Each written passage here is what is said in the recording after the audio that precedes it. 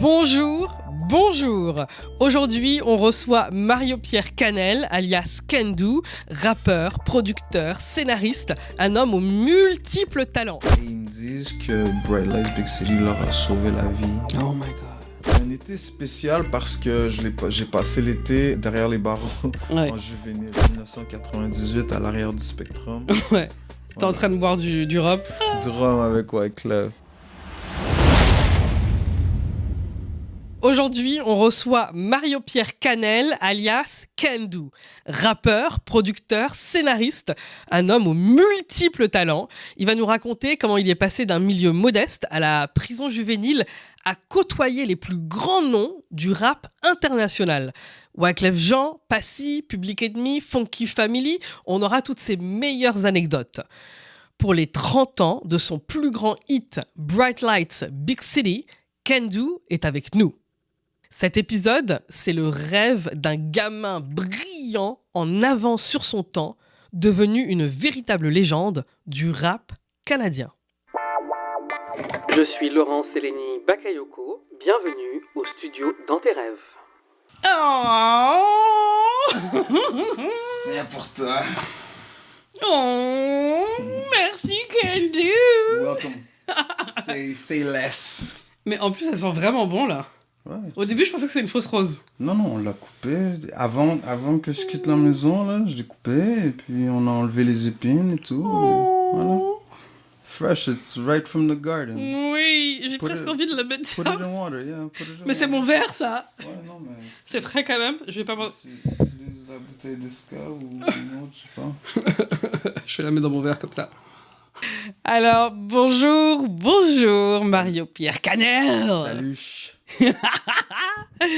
Alias Kendu. Mhm. Moi, c'est comme ça que je t'appelle. Il m'appelle Kendu, il m'appelle No Kendu, il Yeah. m'appelle Gang S-Con, comme le plus grand conquérant de tous les temps. Ouais, Gengis Khan. Alors, aujourd'hui, toi, on va voir ton grand rêve. T'es un pionnier du rap canadien. Ouais. T'es vraiment...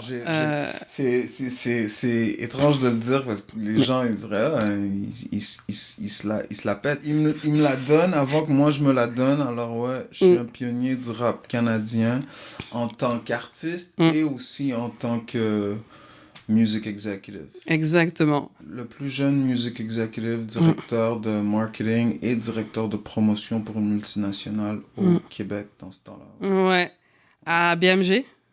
À BMG. Et Yeah. ensuite, je suis devenu consultant pour à peu près toutes les grosses multinationales aussi. Mhm. Une fois que j'ai quitté BMG. La musique que tu as créée en 96. C'est sorti en 96. Oui, c'est sorti en 96. Bright Lights Big City, Bright Lights qui est Big ma City. chanson la plus connue. Mhm. Ouais. Quand j'écris et que j'enregistre Bright Lights Big City. Mhm. J'ai que 17 ans. C'est incroyable. C'est ma voix à l'âge de 17. Ouais. Alors, on va voir, tu as grandi à Saint-Michel. Ta mère, elle voulait vraiment que tu ailles dans une école top-notch. Donc, d'un côté, tu vas en journée à l'école au Collège Marie de France. Tu es avec les enfants de Michel Sardou. Ouais, il y avait la fille à Sardou qui était là. J'étais bons amis avec, disons, Anglade, Madame Anglade, qui est devenue chef du parti libéral ici au Québec. C'est une bonne amie à moi, on a grandi ensemble. L'élite de cette ville allait ou bien à Marie de France, ou bien à Brébeuf. Les grosses écoles privées de l'ouest de la ville. Là. Hmm. Et toi, tu reviens à Saint-Michel le soir, donc tu as quand même une réalité différente des autres, là. Chaque jour, je reprends le métro pour retourner à la maison. Moi, j'ai pas de chauffeur qui vient me chercher.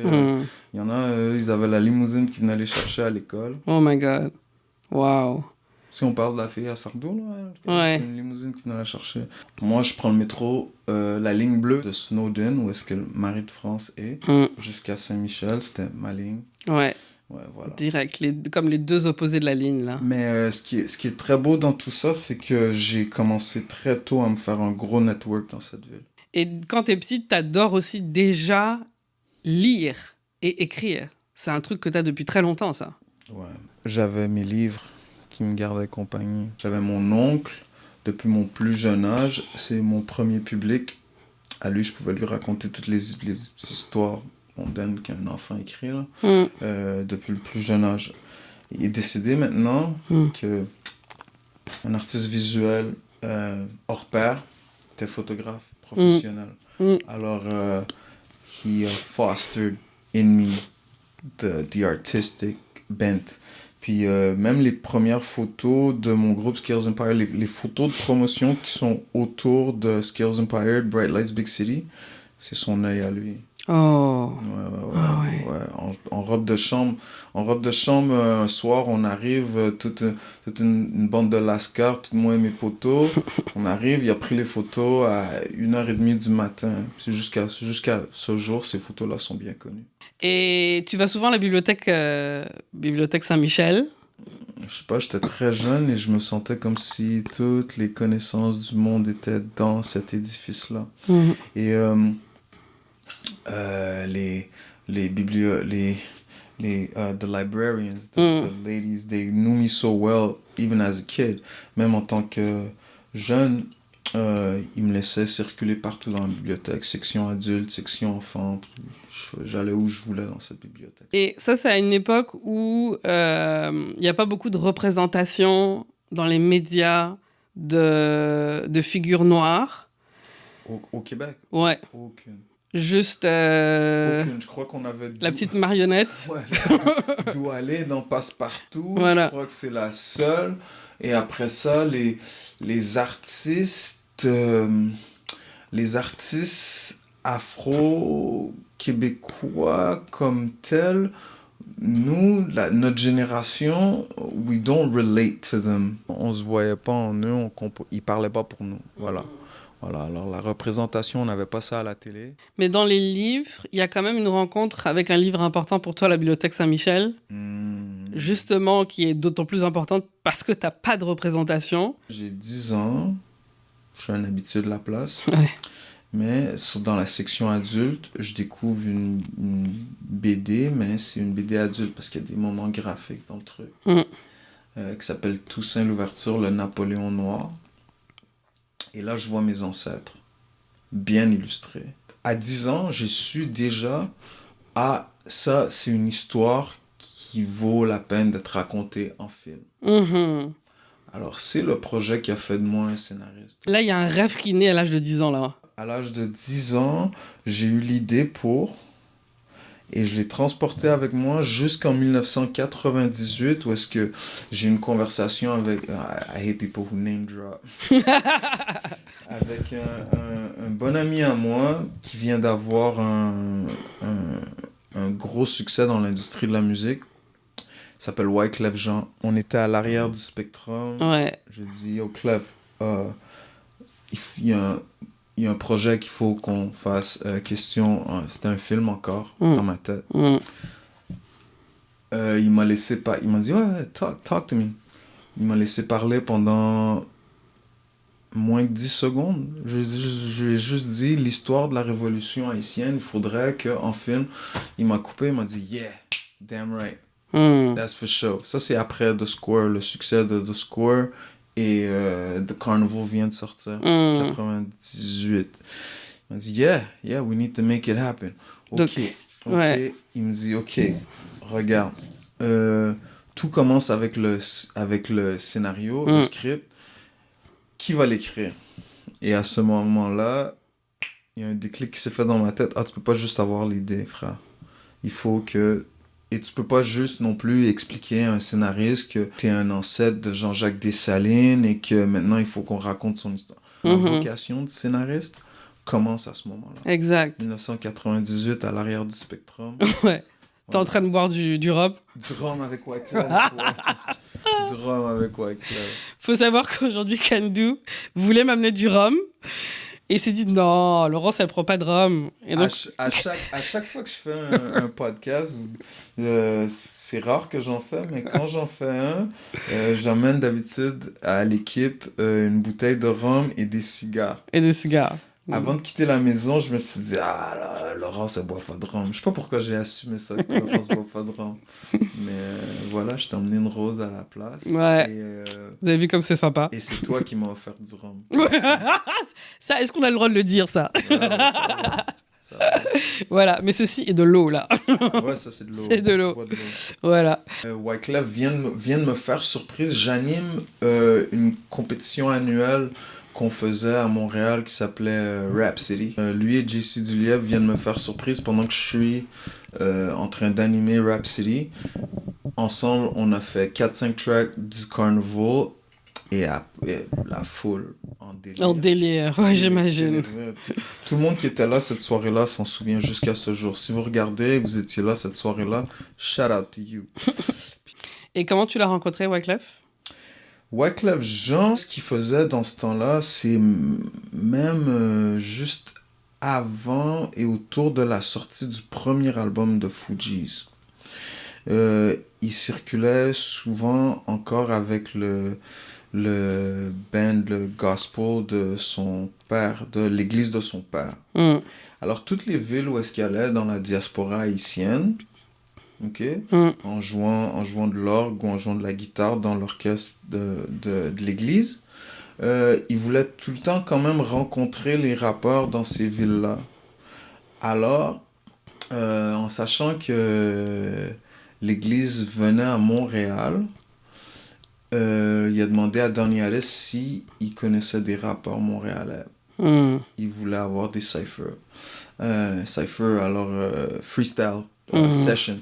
L'album Blunted on Reality vient de sortir. C'est pas encore un succès, mais we got the vocab. Et on apprécie tous Lauryn Hill. On commence à connaître Fugees. On dit, the guy from the Fugees. Le mec du Fugees, il vient à Montréal, Wyclef. Il veut rencontrer les rappeurs dans cette ville.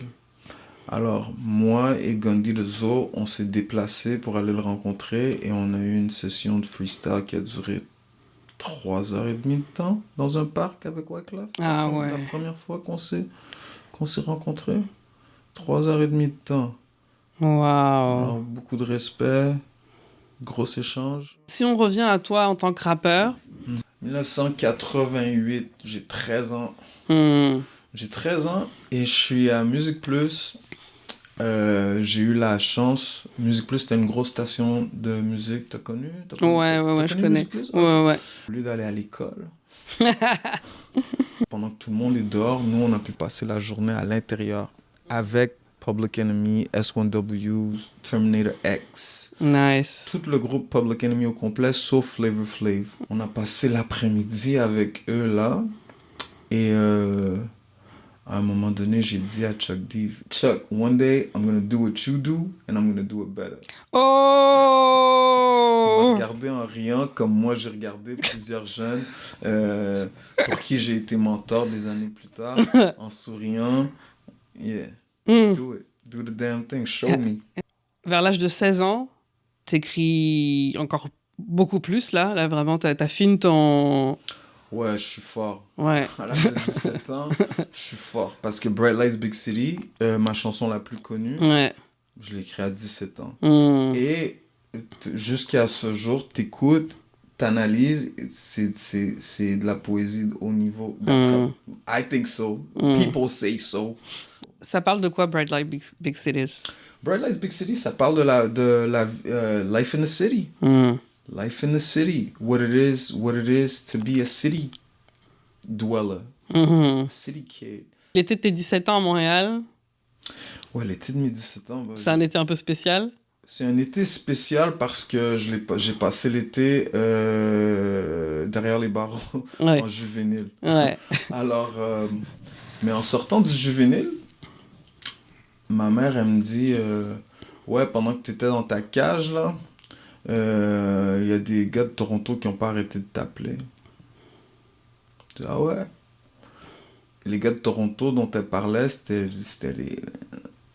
les pionniers du rap canadien, Dream Warriors. L'alpha, les alphas du rap canadien, ils ont tenu le record de vente internationale pour le rap canadien jusqu'à temps que Drake arrive. Alors de 1991 jusqu'à la sortie du deuxième album de Drake, ils ont tenu le record de vente canadien. Alors, Ouais, c'est pas énorme. n'importe qui m'a Exactement. appelé. Ouais. Ils m'ont dit, oh, we like what you're doing. Ok, donc là, on t'appelle. Et là, c'est le début pour toi vraiment de l'aventure. C'est mes débuts professionnels. Exact. Dès que je suis arrivé à Toronto, ils m'ont pas emmené dans un home studio, ils m'ont emmené au plus gros studio d'enregistrement au Canada, Wellesley Sound Studios. Je suis rentré dans la porte et il y avait un disque, pas un disque d'or, pas un disque de platine, un disque diamant à l'entrée.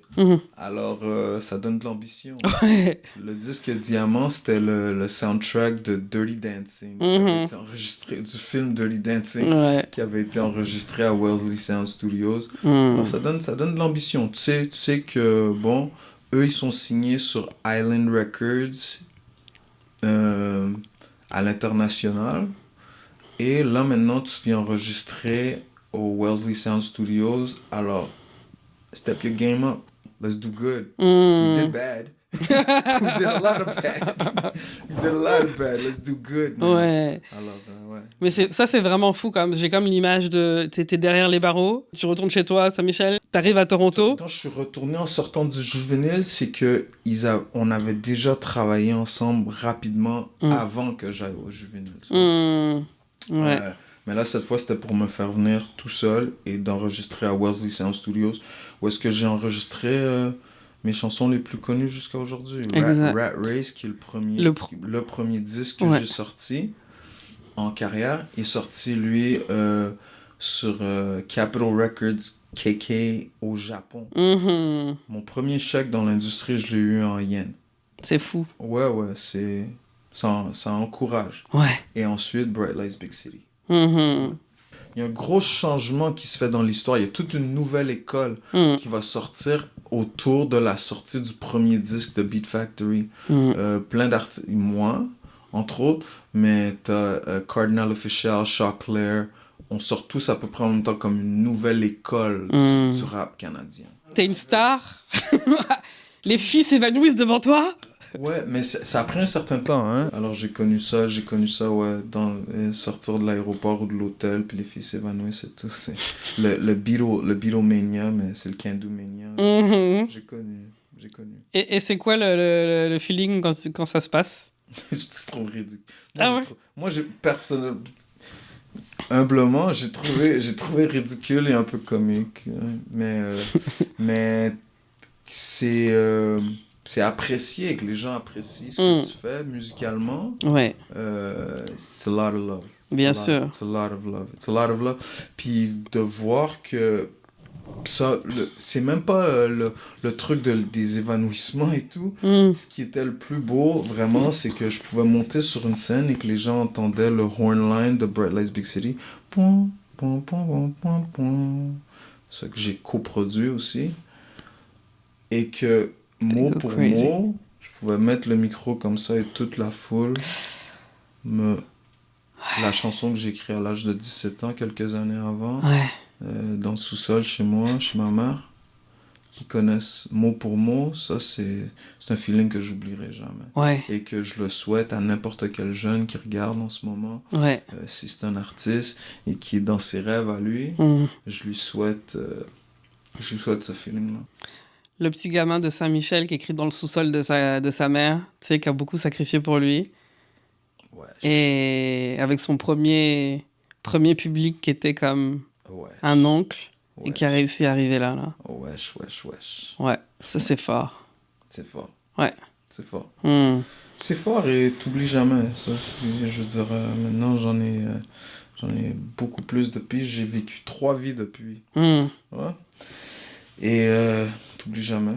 T'oublies jamais. Et ce que j'adore le plus, vraiment, et maintenant ça m'étonne à chaque fois, comme j'oublie, tu vois, t'oublies que l'impact que t'as eu way back then. Parce que j'ai vécu plusieurs vies professionnelles et personnelles depuis. Que des gens Bright Lights Big City a eu tellement d'impact sur eux et ils me disent que Bright Lights Big City leur a sauvé la vie. Oh my God. Yeah, that you never... It touches you in a way.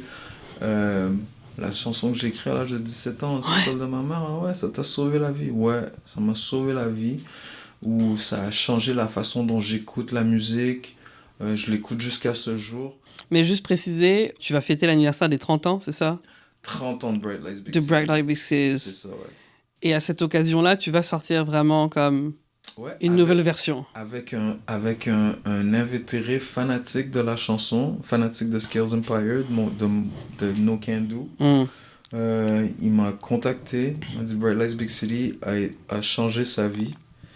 Et il voudrait, si je voudrais faire une version spéciale, je me suis dit, c'était un projet que j'avais déjà pour les 30 ans, on peut collaborer, le faire ensemble. Alors c'est un fanatique, vraiment, on fait un projet ensemble. Voilà, c'est lot of love, lot of respect. Environ 1 an après la sortie de Bright Lights Big City, j'ai fait une version à un studio à New York, Cutting Room Studios in Manhattan.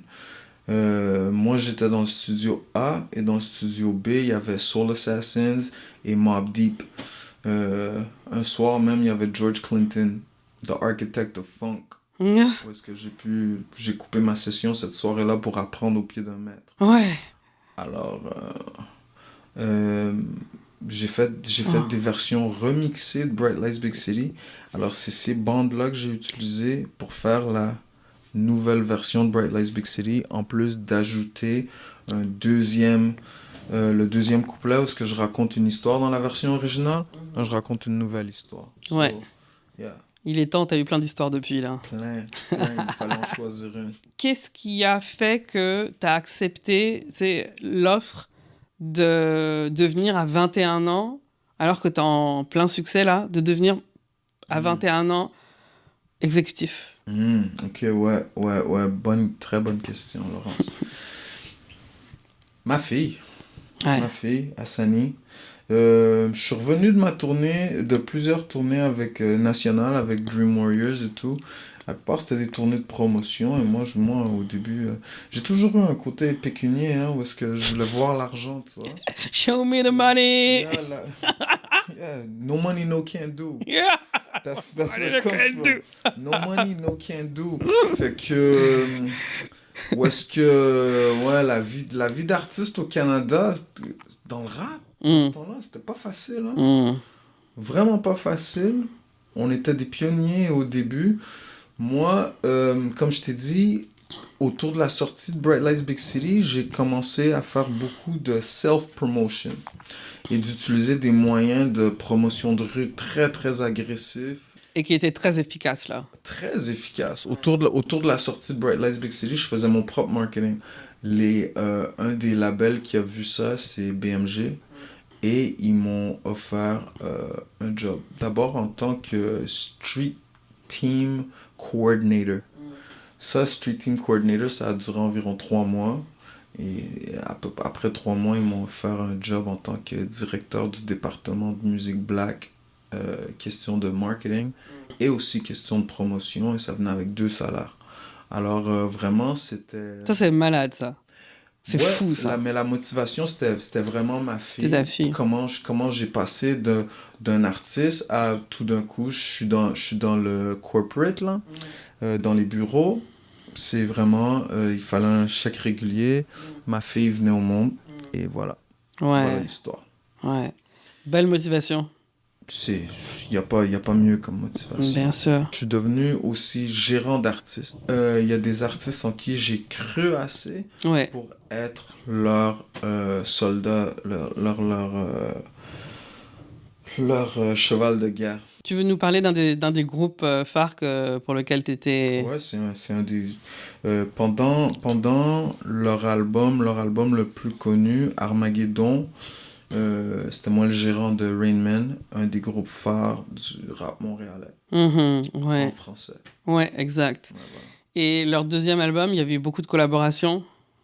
Ouais, ben c'est que c'est le premier album, mais c'est une version qu'on a fait une fois que je suis devenu leur gérant, Mhm, on a fait faire une version. Ça, c'est question de stratégie d'export mhm. avec beaucoup des contacts que j'avais parce que le temps que j'ai passé chez BMG, tu vois, j'ai fait beaucoup de contacts sur la France, question de stratégie d'export encore. Alors, la version de Armageddon, qui était leur premier album, j'étais pas là pendant la production du premier album, mais Armageddon 2, la version où est-ce qu'il y a où est-ce qu'on a une stratégie d'export pour la France, justement, je suis là. Et c'est plusieurs de mes contacts qui sont là pour les features, etc., etc. Alors, c'est comme ça qu'on a vendu plus de disques en export avec Armageddon 2 qui avait été vendu au domestique par n'importe quel groupe de rap montréalais avant ça. Ouais. Et puis le marché du rap francophone est beaucoup plus ouvert et grand en France. La francophonie au complet, pas juste la Ouais, France, ouais, ouais. pas juste la France, la francophonie au complet Ok. était ouverte à nous et en une semaine, Rain Man a vendu plus de disques que n'importe quel groupe de rap montréalais avait vendu jusqu'à là. Ok. Et ça, c'est incluant Dogmatic qui venait de cartonner. Les features qu'il y a sur Armageddon, Funky Family, Stomy, La Clica, Passy. Ah. Passy, Passy c'est un frère à moi. Euh, c'est le premier projet que j'ai eu en marketing euh, dans les projets francophones que j'ai eu pendant que j'étais à BMG. Alors, j'ai monté toute la campagne de marketing de l'album Les Tentations de Passy. C'est quoi ton meilleur souvenir de toutes ces collaborations? J'ai joué le gardien des portes de l'enfer dans un des clips à Passy. Ça, c'était... C'est pas vrai. Ouais. That was fun. That was fun. Good day. Good day. J'avais un Rottweiler qui était tellement gros qu'il m'a drag par terre avec What? force. Ouais. Le gardien des portes de l'enfer. Ça, c'était bien. Attends, le clip se tourne où C'était une ça? journée amusante. Ah, yo, on a shooté dans le nord, un chalet dans le nord, là, un truc, ouais, dans une forêt dans le nord. Je m'en souviens même pas. Je me souviens qu'on était à l'extérieur de la ville de Montréal. Wow. Il est venu shooter à Montréal, ce clip-là. Où est-ce qu'on a loué le stade olympique pour faire un événement What? Ouais, ben ouais. On est des pionniers. Ah ouais. Ouais. Le stade olympique pour faire un événement rave slash hip-hop. Ok. C'était fort. On faisait We were doing big things every day. Yeah. Tu comprends? C'est pour ça que dans laquelle des collaborations a été la plus grosse, tout bougeait tellement vite. Ouais. Une des une des fiertés que j'ai eues vraiment, c'est d'ouvrir le premier gros studio d'enregistrement dédié au rap et R&B dans la ville de Montréal. Mon studio dans le Vieux-Montréal, où est-ce que j'avais mon label aussi à côté. Ce studio existe toujours?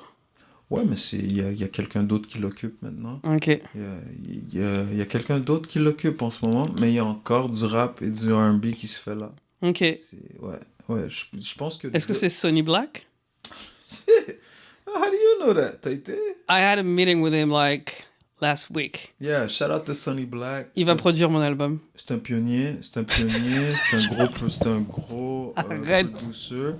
Ce studio d'enregistrement-là, Ouais. c'est moi qui l'ai bâti. C'est pas vrai. Ouais. C'est le plus beau studio d'enregistrement que j'ai jamais vu de toute ma vie. C'est vrai? Je suis arrivé là-bas, j'étais comme j'avais les jambes qui tremblaient.